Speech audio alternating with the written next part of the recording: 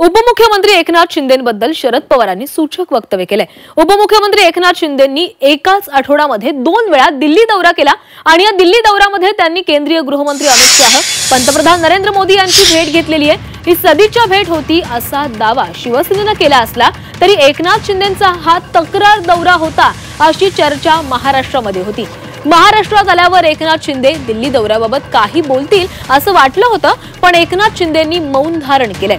एकनाथ शिंदेंनी महायुतीतल्या कुरबुरीचं गारहाणं दिल्लीश्वरांना घातल्याचं सांगण्यात आलं, पण तसं काहीच झालं नसल्याचा दावा एकनाथ शिंदेंकडून करण्यात आला।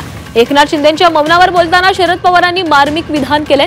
एकनाथ शिंदे हे बोलत नाहीत तर करून दाखवतात असं शरद पवारांनी म्हटलंय।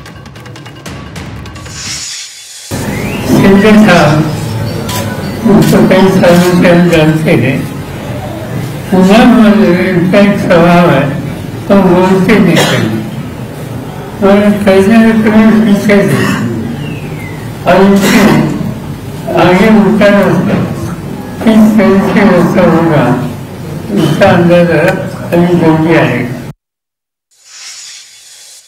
शरद पवार म्हणतात की त्यांचं एकनाथ शिंदे जास्त बोलत नाही, मात्र लोकांची सुरू आहे। अरे बाबा आम्ही आमची वाटचाल जी आहे ती बाळासाहेबांचे विचार आणि विकासाची वाटचाल आहे। आणि मी कुठं दिल्लीमध्ये गेलो होतो हे सगळ्यांना माहित आहे। आदरणीय प्रधानमंत्री महोदयांना भेटलो, गृहमंत्री महोदयांना भेटलो, त्यामुळे आमची वाटचाल आहे सरळ आहे।